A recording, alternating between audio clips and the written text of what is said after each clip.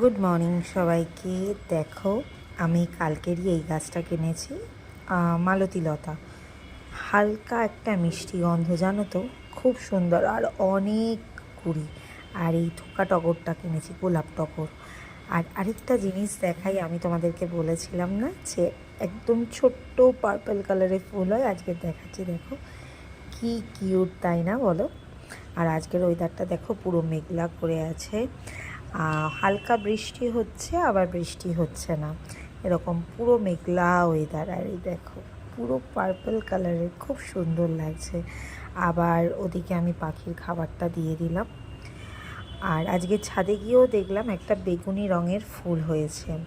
এই গাছটার নামটা না আমি জানি না, তোমরা যদি জেনে থাকো আমাকে বলো, ভুলে গেছি নামটা। কামিনীও অনেক ফুটেছে। যথারীতি 4জন আবার দেখলাম আজকে এসছে, সকালে খাচ্ছে, আবার মারপিটও করছে। আজকের মতন ভিডিওটা এত দূর থাক। সবাই ভালো থেকো, সুস্থ থেকো। আবারও কালকে দেখা হবে। টাটা।